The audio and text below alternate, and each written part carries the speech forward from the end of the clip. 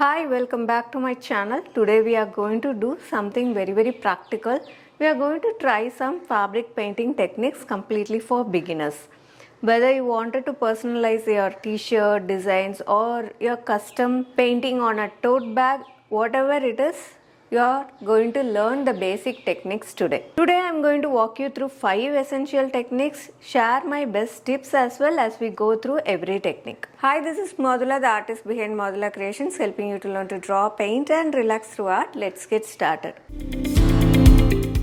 I'll be using these bottle paints today of different colors and shades according to whatever technique we are going to learn, and I'll also be using this piece of cloth here. This is just a piece of cloth from an old dress, so you can implement these techniques on any type of cloth. Here it is kind of a little bit of a banyan cloth, but then it can be extended to any cloth of your choice. The first technique is a basic flat fill. So let's get started with this. This is the most basic technique. This is where you paint solid areas with even colors. You can use a flat or a round brush. Here I am using a round brush.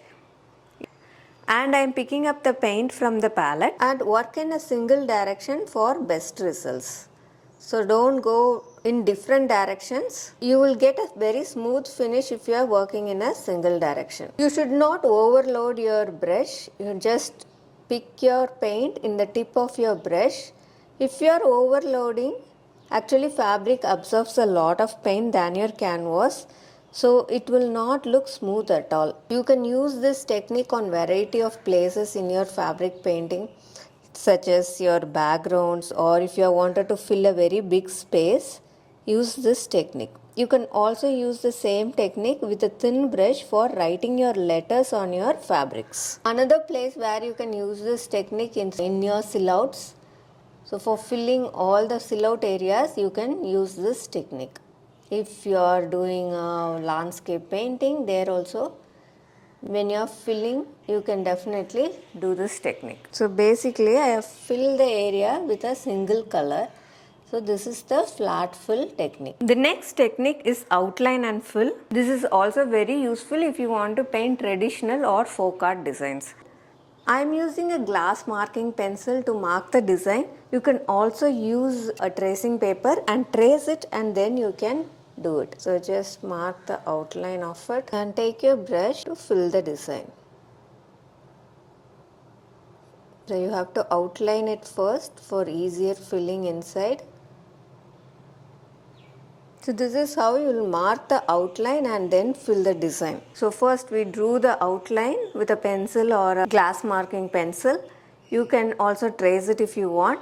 Use the liner brush to go over the edges and draw the outline and then fill it inside. This technique is very much great for painting on your saris, table runners. The next technique is dot painting. This is one of the easiest and decorative styles. It is great for mandala style or tribal designs.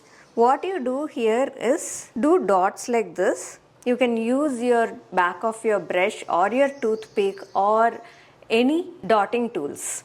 So you will have to just dip in your paint. I am just dipping my back of the brush and then keeping dots. This is very calming and relaxing technique too. So each time I will be dipping in the paint because I want equal size dots.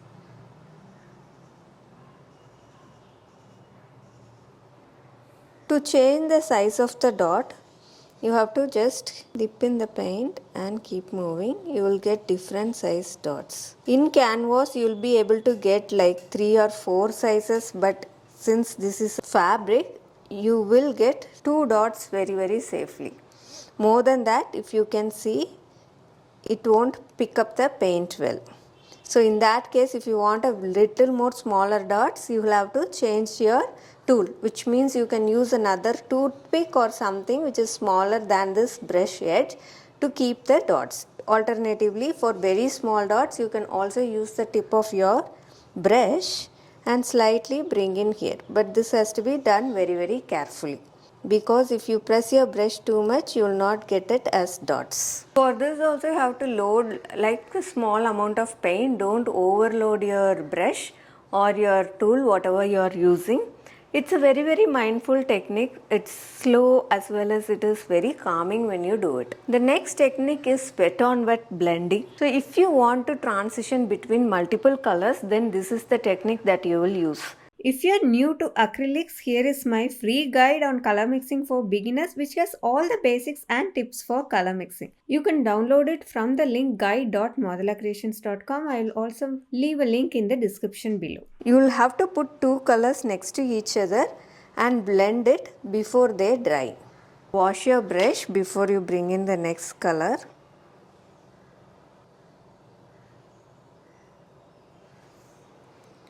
I am again washing my brush, wiping it on a cloth nicely. Now the brush is slightly wet but not watery, and now you can blend the center. This will give you a very smooth blend. You can use this technique on various occasions.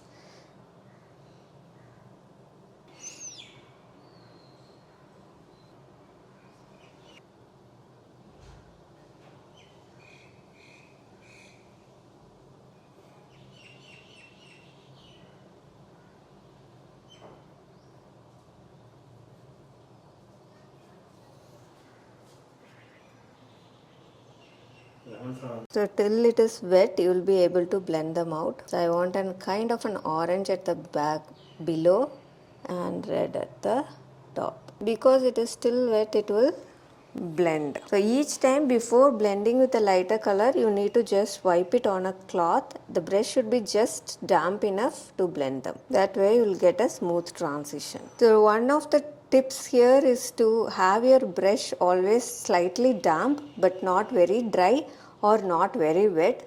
That way you will have a smooth blending. The other thing that you have to keep in mind is that your brush has to be very soft for getting that effect. The next technique is stamping or stencil work. If you are not really confident about freehand drawing or painting, then you can do this stencil work or stamping. For example, I have a heart stencil here. What you can do for creating this is you will have to tape it with your masking tape to secure it first on the cloth. So now it will not move. You can confidently paint on that. Here also you can use these techniques like blending or dotting or a flat fill. So it is up to you to get creative with this. So for example, if I want filled heart here, so I am just using a light touch of yellow and red. So I'll get a orange heart. So now I need not worry about my outlines because I know it is going to be perfect. I'm going in one direction to fill the entire thing. I can also use multiple colors.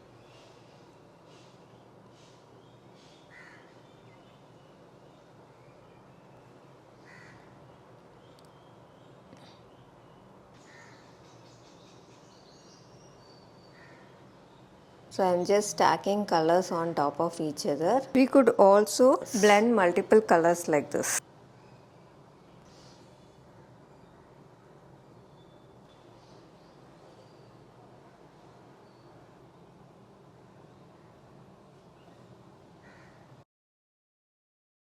Instead of a brush, you can also use a sponge to pick the paint and paint on these things. So I'm having a sponge here. So I'll pick little bit of paint and I will bring it inside. This will not be very smooth, but it can give you a very flat fill like that. You have to allow it to dry a bit before taking off your tape to ensure that everything is settled down. Once it is little bit dried, you can lift it off and take it off from your cloth. You will get the stenciled designs.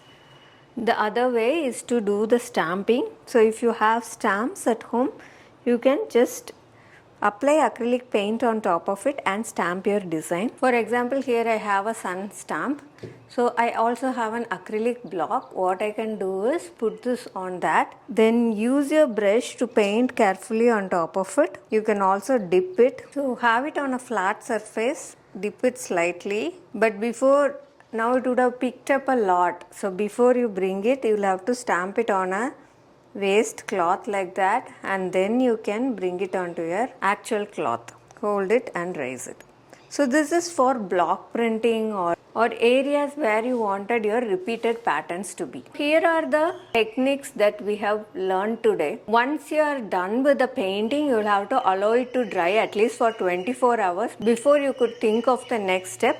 And you will also have to heat set it before you wash the cloth. I have done another video telling about what are the steps and how to do it before washing. I will link it here. Please go and watch it. If you have any doubts with any of these techniques, please don't hesitate to comment in the comment section below. I'll be happy to help you out. And which technique do you want to try first? Just leave it in the comment section below. I would love to see what you are trying out. If you like this video, do click on the like button and share it with your friends.